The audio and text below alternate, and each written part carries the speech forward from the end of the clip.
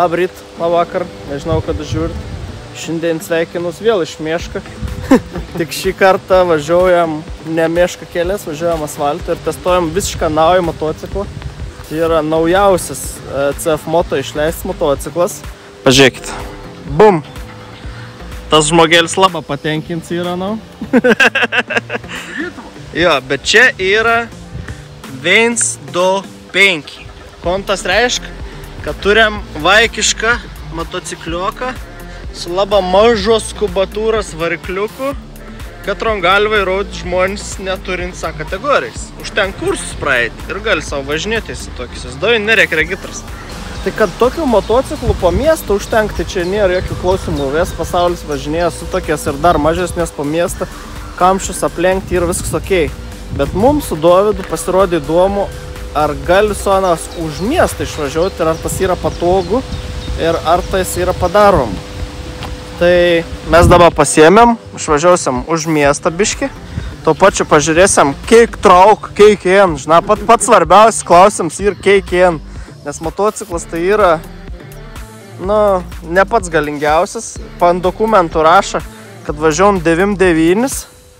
Bet aš aplinkelį 103 buvau išspaudęs. Ir yra beveik visi beveik 11 kW, jeigu nesuplysiu. 10,9 man. Taip, 10,8.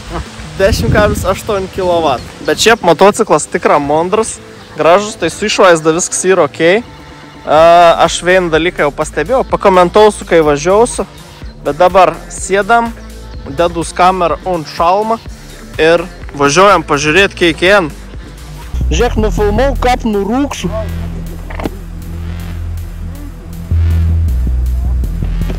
Įskrėda vabals į šalmą. O? Iš naujo.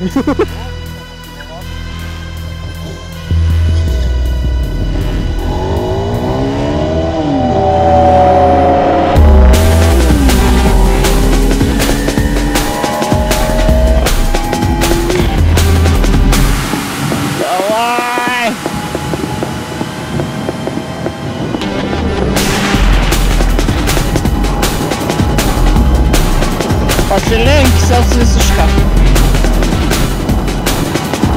Šeštas bėgis. Prieš vėją lėtėjam. Gerai, dėk nesusprogdinta. Kaip matot, greičiaus miestų perakis tikra būtų. Ta prasme, bet kiek lengvas ir kaip dviratis tarp mašinų kokių, ar ten reiktų apvažiuoti, ten easy peasy. Grina tam skirts daiktas. Šitą parenduovis. O kurva raketa! Pažiūrėkit, to išmetėjimo. Eina savo.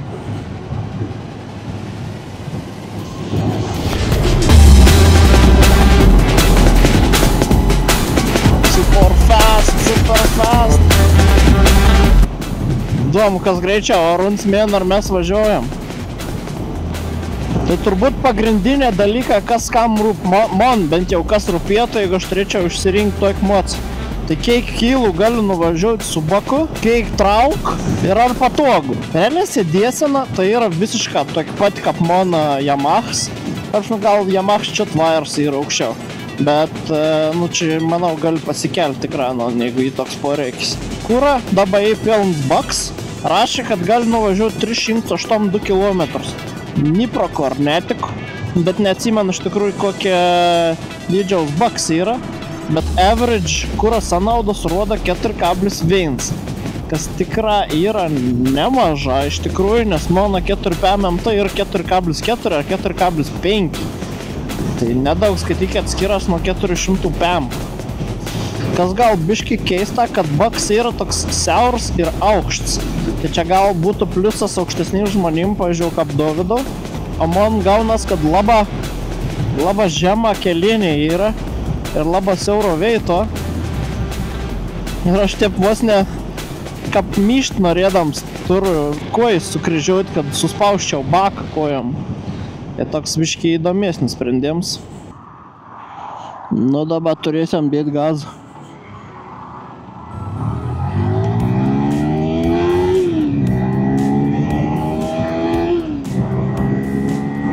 Reiks spėti įsibėgėti, kad fūrą netrukdyti. Šitą dogną laikau dabar. Vėl dognas.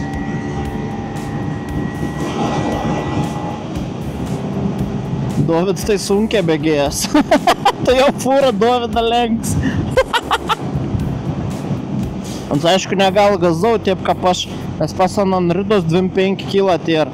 Pas monius 2400, nes kažkas jau su tavo motociklu biškai pasivažinėjai, kaip suprantu, iki Krokus buvo nuvažiavint. Tu, šiaip sėdėsena patogi, kadangi greičiaus nėra, tai tau nuo vėjaus apsaugos nelabai ir tereik. Važiuoju, aš esu full face šalmu, tai man visiškai, ta prasme, matot, aš iš kaklą turiu normalų. Nesu kaip tas, kad oi, su strytu negalima iš miesto išvažiuoti, plešia vėjas. Nu tai aš tokios problemas neturiu. Bet čia kita problema ir kadangi motas R100 kem gal kilų, man atrodo. Dabar, pavyzdžiui, važiuojam 8.6, 8.7, tai bet kiek jau tas šoninis vėjas atrodo, kad išpūsto ant motociklą iš pakojų. Bet šitą 8.8, 90, laisva, be problemų. Ir kadangi ant labai tylus yra, tai net nėra to, kad, žinai, jeigu, pavyzdžiui, važiuočiau dabar su didesniu motociklu ir laikyčiau ten apsukas, o, pavyzdžiui, dabar 8000 kažkar ir apsuku, nu tai jums kriuoktų žiaurė. Dabar jums, kadangi tylė dirba, šano net negirdu. Da, vienas pliusas, kai yra vidutinio greičio zonas, tai gali ramiai važiuoti, nes nu jau be šansų, kad viršysi kažko. Ta prasme, jau turi... Ne, be šansų, matematiškai tiesiog neįmanom. Nu, bet šitą dvi jau su tokios važiuojam, tai net kiti motociklininkas sveikinas. Čia nėra, kaip su paprastu 1, 2, 5. Nes mato, ką, gražus mocis. Jeigu gražus vadinas gers. Žiūrėk, galim pažiūrėti kiekvieną. Čia vis tiek 90 galima. Nieko baisaus nenutiks. Va, 99, abus 3 ženklų skaičių šitą 100. 101. Nu va, lygiai teisėm kelių 100 važiuom. Normal.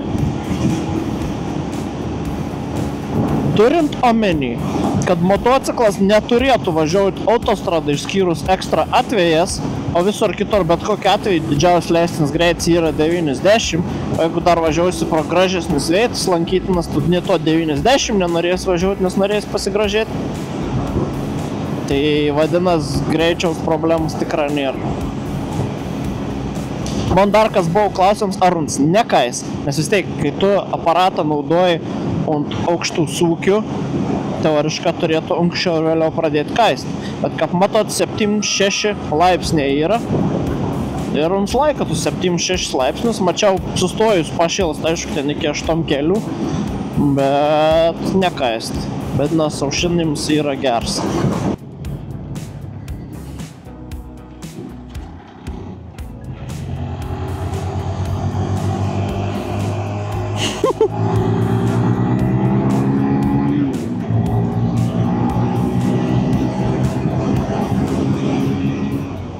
Sėdynė ganėtina patogi, šiaip minkšta. Ne tokia minkšta kaip man Yamahas, bet minkšta. Sakyčiau, labai panašaus minkštumo kaip ir mano 4PM. Ir matyt, kiniečiam nepatinka minkštą sėdėti, nei dar biškai tvirtesnis sėdynis. Bet prie bundeliukų gerą link, nejaut kažkiek diskomfortą. Bet vat, pažiūrėk, to tokias keliukas prašau, gali dėti gazą. Pajausti, kas yra motociklizmas, su tau drosė gali. Čia grina, aš sakyčiau, motociklas tiem žmonėm, kad reikia neapsisprend, ar reikia vargti laikyti tą kategoriją, ar anim patinktas ar ne. Nes tu išsilaikė kursus, pasiėmė kažkokį tokį pribalėt, nebūtina to naplama, aš kalbu apie 1, 2, 5. Išsilaikė kursus, pasivažinėja ir tada žiūri. Ar tau tink, ar netink tas vėsus hobis toks. Kaifas tikrai nekon mažesnis, negu važiuoti su, kad ir man Yamaha 600. Nu jo, dabar galbūt Yamakas čia atsukčiau biškį. Daugiau pakutentų. Bet jeigu nori savo malonumų, per akis. Gražus vaizdą. Laisvės pojūtis yra. O, prituvo, prituvo.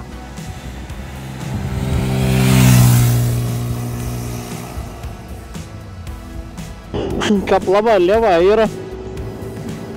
Posūkio, mygtuks ir šalia pipinis. Kol kas dar nepaspaudžiau, nes vis laik žiūriu, kur spaudu. Bet kai pradėsiu nebežiūrėti, kur spaudu, nežinau, kai kartą aš papipinsiu.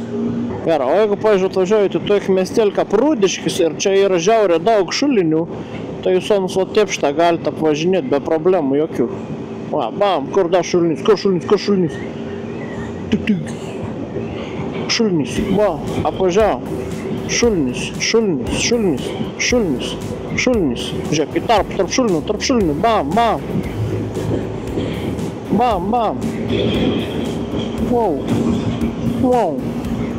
Nu žiauriai manevringas, eina savo. Žiūrėk, wow, wow. Wow, wow. Gerai, dabar negazuojam. Aš čia suksam į kairį.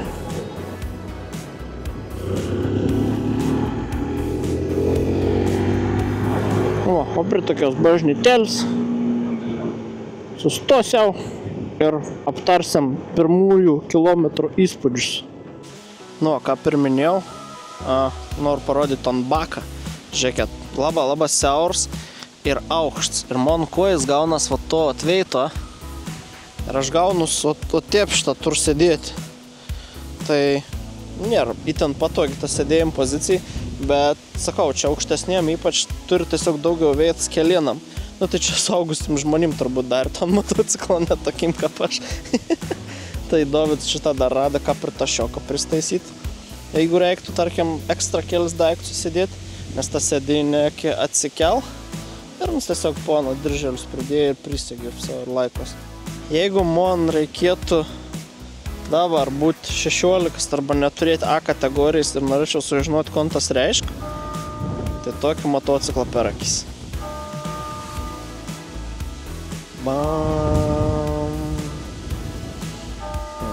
Ir aišku, kaip ir visi CF-a, nežinau, kas animyrus tom gaz ronkinam, tas pradinis paslankoms toks yra, nu žiauriai erzinantis, labai reikia priprasti, nes tu turi teik pasokti jau ronkiną, ir tada pradėti daug gazo. Čia da, kai silpnas ir sanau nepratys užgesti gali labai paprasta, ypač jeigu įkalin kokį nors ir. Kas liečia aptarnavimus, apkatki yra 500 km. Po 500 km aptarnavimai yra kas 3000 km. Tai sakyčiau, normos ribos tikra. Nėra taip, kad turi keisti kas 1500. Tai variantas. Tai mes, kadangi turėjom 2 motociklus, tai yra iš skirtingų miestų. Tai čia yra ton motociklą davė Motofoksas, mani davė Motoraideris iš Kauno. Tai turim Vilnius versus Kaunas. Tai Dovyda, eisiam dragų Vilnius versus Kaunas. Kas laimės? Kas laimės? Kiek sveri? Na, ja. Tu kiek sveri? 90. Tai labai panašiai, kelių kilogramų skirtums. Tai pažiūrėsim. Ar Vilnius, ar Kaunas. Aš Sotešmenka irgės. Bet tai pas mane 3 kompai. Pas mane Red Bull'e yra. Tai pažiūrėsim. Vilnius ar Kaunas. Prabalsuojam už kurį miestą. Nu, motas tikrai geresnis, negu aš tikėjausi. Man tik prigozdin, sako, patikėjo, kapans netrauk, lalala. Ko nežinau. Nereik tikėtis visų pirma iš 125, kad ant tau važiaus kaip 600 ar litras, nes to nikada nebus čia, ta prasme, tikėtis, kad lys iš giedro dangaus. Bet kad ant yra pilna pakankams naudojimų, kasdienių ypač, aš manau, kad dabar čia dar kuro sąnaudos turėtų sumažėti, jeigu tik po miestą važinėjantis, nes šiaip rašo, kad apie 3 litrus turėtų valgyti. Tai įsivaizduokite darbą važinėti su 3 litrų sąnaudom, nu pasaka būtų. Nes tom Priuso drąsiai apsilenks ir su tau. Svarbiausia, kad padarysi ten patogiai ir manevringą. Aš jau matau, kaip kokios 5 valandos kamščius Vilnių su šitą tau. Jėzu, pasak. Visus taip apnardė. Minusas tik tas, kad garsa nėra, kas jį negera. Nes miesti garsas labai daug saugom prideda. Kad ir kaip ekologą bando pasakyti, kad ir negera. Bet po faktu loud pipe save lives bet kokiu atveju. Tai galvoju, gal laiks jums papasakoti apie kitą kelionę. Tai šiandien yra antradienis. Ketvirtadienį aš ir Dovydas išvažiuojam iš Vilniaus su 125 NK iki Gardos ežero ir atgal. Grįžt turim per Joninius iki Joninių laužą.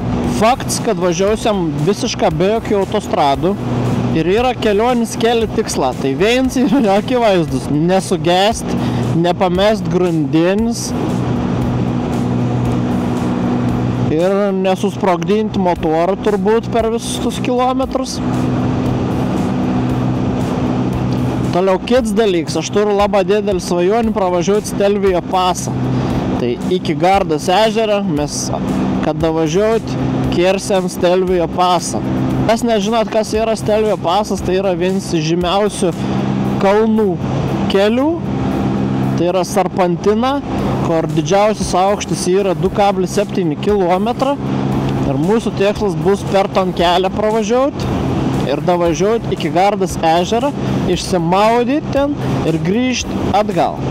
Tokiu būdu mes patestausim, ar 125 NK yra patikims motociklas, ar su 125 NK gali keliauti, nes keliausiu vis tiek dar su kupriniu papildomu, kad įsidėti triusiukus persimauti. Ir kokiai bus įspūdžiai, nes tai kalbėti teorijom, kas gera, kas negera, kas patogu, kas nepatogu, gali bet kas, bet pravažiuoti ton ir išbandyti praktiškai ne visi. Tai mes sugalvojom, kadangi išpuolė labai ilgas savaitgalis, tai per ton labai ilgą savaitgalį pasiėmėm po porą išeiginių papildomų ir ir važiuosim iki Italijos. Kaip mums seksis tiesiogiai galėsit žiūrėti, nu ne tiesiogiai, bet dažniausiai update bus Instagram stories, aišku, ir Reelsą. O YouTube video iš kelionės pamatysite jau, kai būsim grįžin. Tai jeigu pamatysit video, reiškis grįžom sėkmingai ir nesusprogom. Tai dabar aš ir Dovydas sakom, ačiū, kad žiūrėjot. Susimatysim iš kelionės. Pamojok Dovydą. Čiau.